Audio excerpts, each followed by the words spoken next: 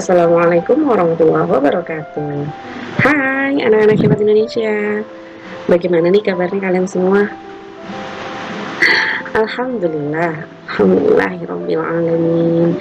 Insya Allah kita selalu diberikan kesehatan oleh Allah Subhanahu Wa Taala untuk terus belajar, untuk terus selalu menumbuhkan semangatnya, untuk terus selalu diberikan kemudahan dalam menuntut ilmu.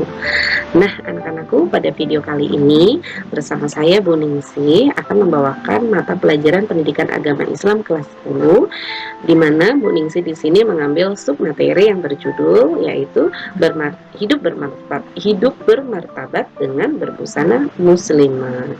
Nah, baiklah anak-anakku, kita masuk pada ulasan pertama yaitu tentang makna busana muslim atau muslimah dan menutup aurat itu.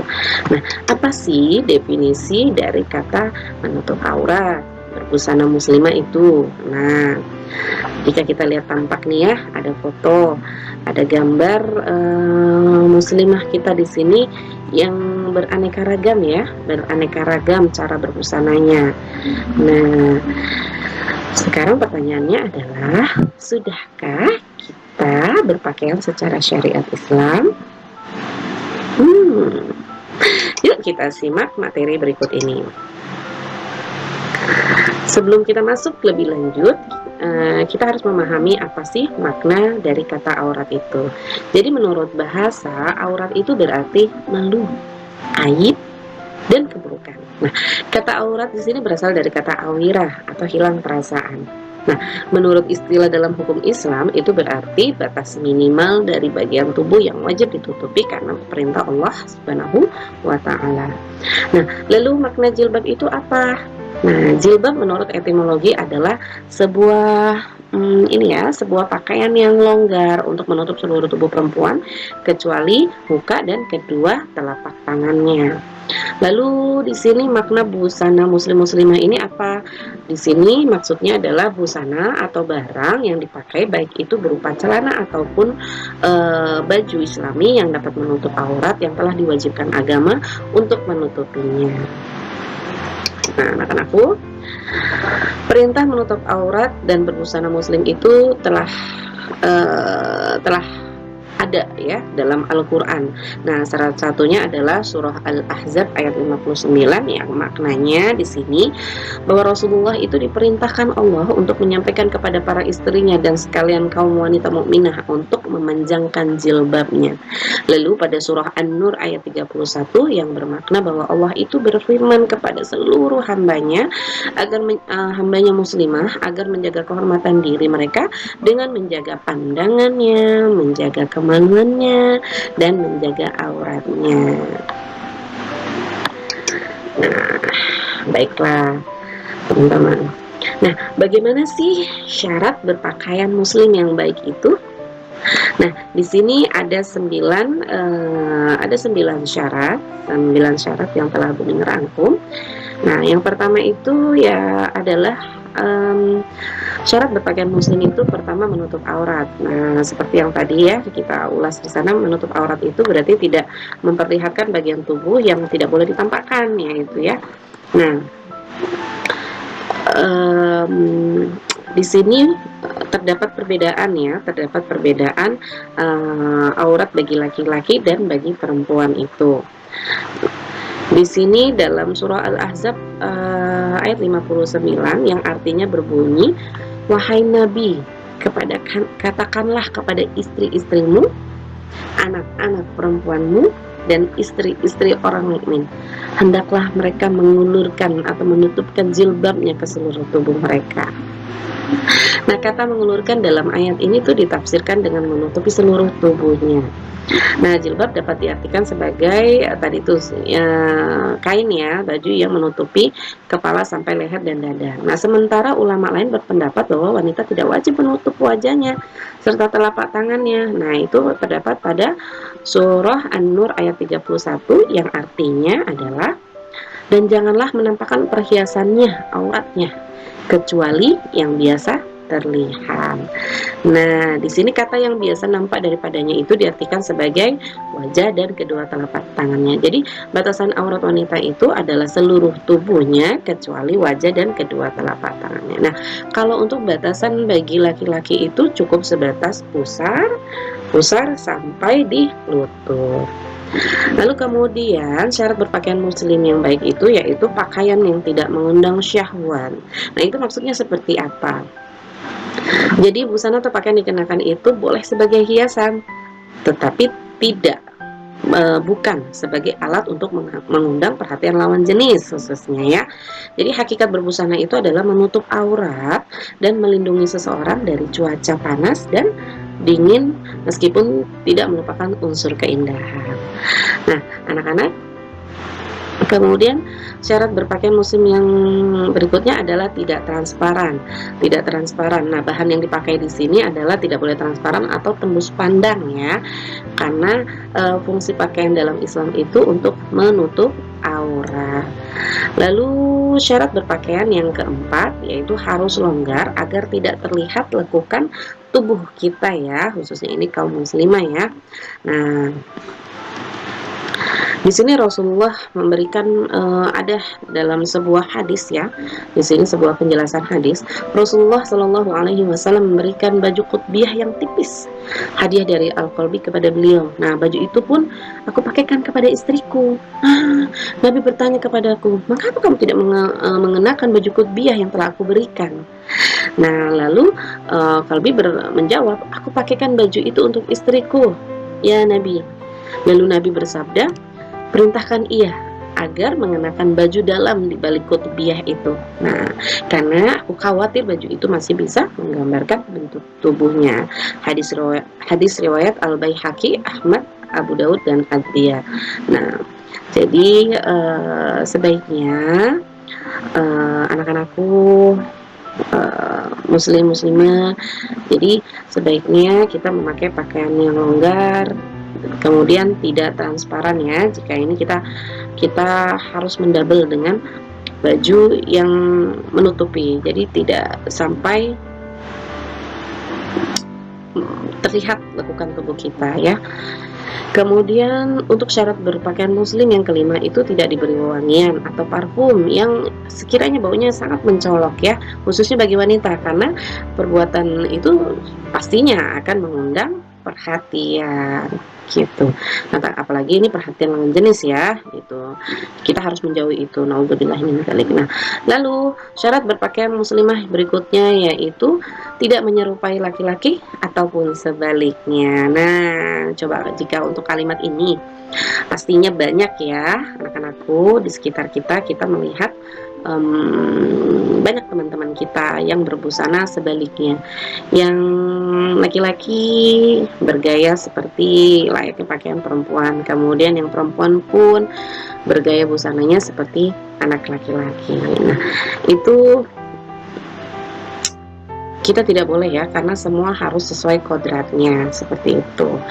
Kemudian syarat berikutnya yaitu bukan busana atau syuhrah. Nah, syuhrah itu adalah pakaian yang dikenakan dalam rangka untuk mencari sensasi sehingga tenar dan pemakainya dikenal orang. Jadi kita menghindari ya busana atau pakaian syuhrah itu. Kemudian syarat berpakaian muslim lainnya yang ke-8 itu bukan untuk tabaruj. Nah, apa sih tabaruj itu? Tabaruj itu adalah memperlihatkan hiasan dan keindahan dirinya, serta apapun yang wajib ditutupi agar tidak mengundang fitnah, gitu ya. Jadi tidak boleh ya, apalagi itu sampai mendatangkan fitnah ya, anak-anak.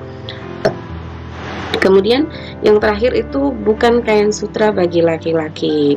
Nah, telah ditetapkan dalam hadis Nabi Muhammad SAW bahwasanya untuk laki-laki itu haram hukumnya memakai pakaian dari kain sutra. Nah, isinya bunyinya seperti ini. Boleh bagi wanita dari umatku dan haram bagi pria dari umatku. Hadis riwayat Tirmizi, Nasa'i dan Abu Daud. Baiklah, itulah tadi anak-anakku apa saja sih syarat-syarat dalam berpakaian muslim-muslimah yang baik itu. Lalu Sudahkah di antara kita yang memenuhi syarat-syarat itu? Nah, baiklah anak-anakku. Berikutnya yaitu tujuan berpakaian dalam ajaran Islam. Nah, tujuan berpakaian dalam ajaran Islam itu yang pertama adalah menutup aurat dan sebagai hiasan, sebagai perhiasan. Nah, Allah berfirman dalam Quran surah Al-A'raf ayat 26 yang artinya, wahai anakku, anak cucu Adam, sesungguhnya kami telah menyediakan pakaian untuk menutup auratmu dan untuk perhiasan bagimu, tetapi pakaian takwa itulah yang lebih baik. Demikianlah itu sebagai tanda-tanda kekuasaan Allah. Mudah-mudahan mereka ingat. Jadi tujuan berpakaian dalam ajaran Islam itu salah satunya adalah untuk menutup aurat dan sebagai perhiasan kita kaum muslim-muslimah. Lalu memelihara diri dari panas matahari dan dinginnya cuaca, seperti yang terdapat pada surah An-Nahl ayat ke-81 yang artinya, dan Allah itu menjadikan tempat bernaung bagimu dari apa yang telah Dia ciptakan. Dia menjadikan bagimu tempat-tempat tinggal di gunung-gunung, dan Dia menjadikan pakaian bagimu yang memelihara dari panas, dan pakaian baju besi yang memelihara kamu dalam peperangan. Demikianlah Allah menyempurnakan nikmat-Nya kepadamu agar kamu berserah diri kepadanya. Jadi menutup aurat, berpakaian untuk menutup aurat itu pun dapat menghindarkan kita, dapat memelihara diri kita dari panas matahari ataupun dinginnya cuaca. Kemudian anak-anakku, tujuan berpakaian dalam ajaran Islam berikutnya adalah sebagian dari ibadah, di mana Allah di sini berfirman dalam Quran surah Al-A'raf ayat 31 yang artinya, wahai anak cucu Adam, pakailah pakaianmu yang bagus pada setiap memasuki masjid, makan dan minumlah tetapi jangan berlebihan, sungguh Allah tidak menyukai orang yang berlebih-lebihan. Jadi berpakaian kita dengan syarat-syarat yang telah tadi Buning sebutkan itu adalah sebagai bagian daripada ibadah. Tentunya kita tidak akan menyia-nyiakan nilai ibadah itu, bukan? Nah, kemudian tujuan berpakaian dalam ajaran Islam berikutnya yaitu menghindari diri dari godaan syaitan.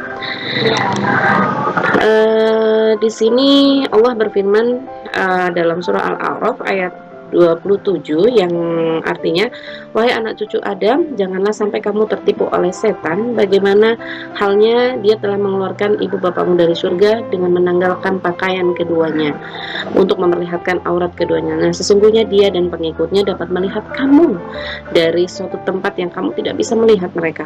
Sesungguhnya kami telah menjadikan setan-setan itu pemimpin bagi orang-orang yang tidak beriman.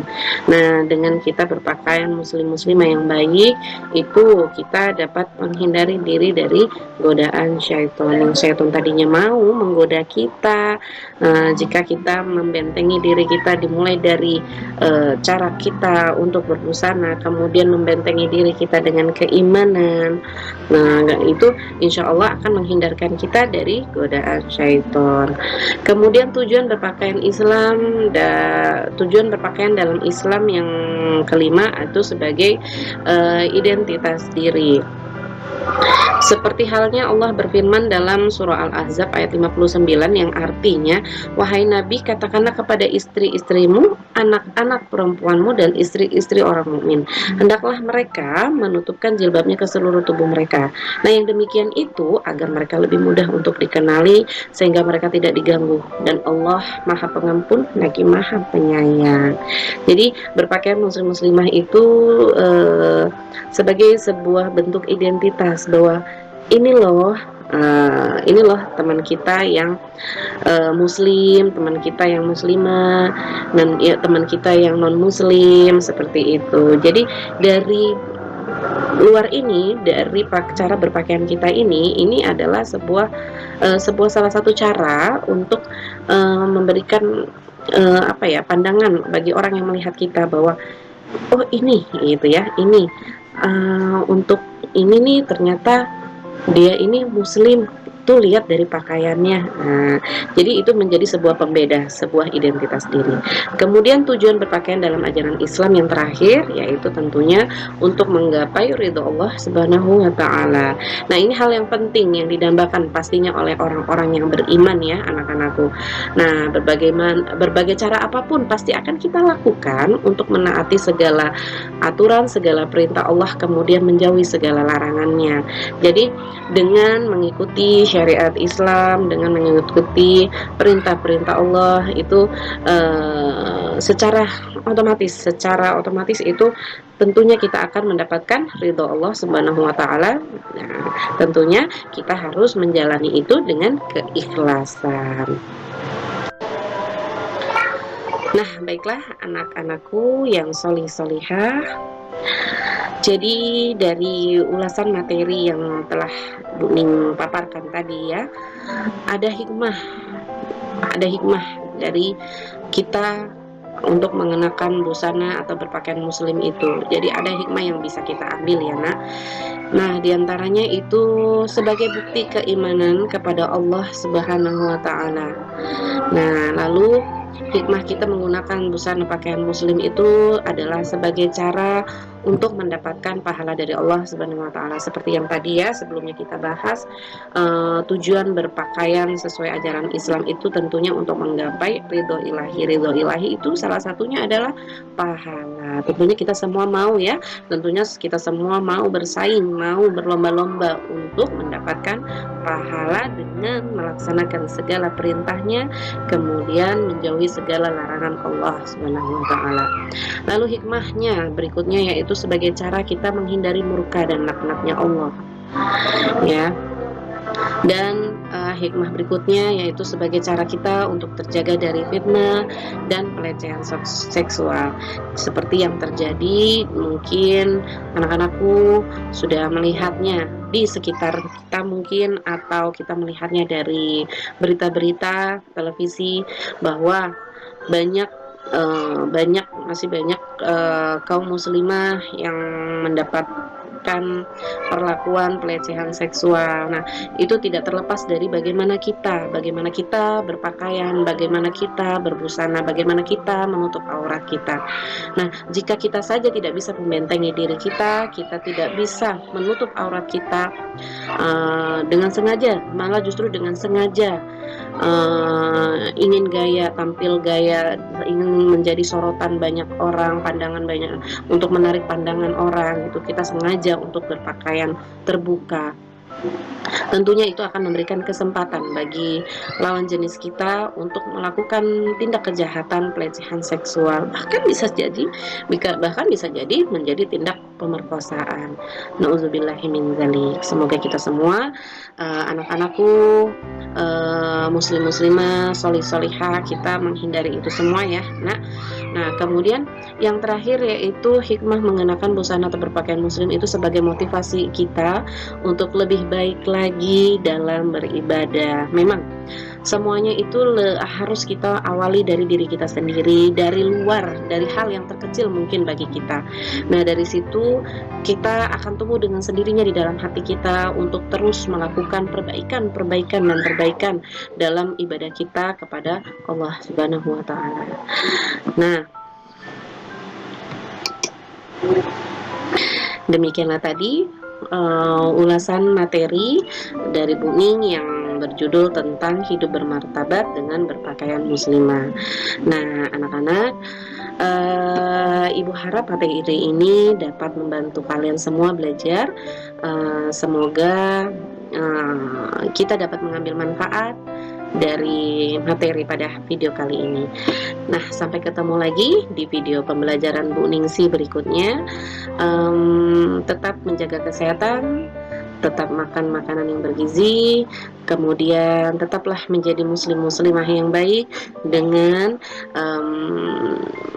selalu melaksanakan segala perintah Allah dan menjauhi segala larangannya. Insya Allah akan berikan kemudahan kita untuk niat baik kita untuk menjadi pribadi muslim-muslimah yang baik. Oke, baiklah anak-anakku.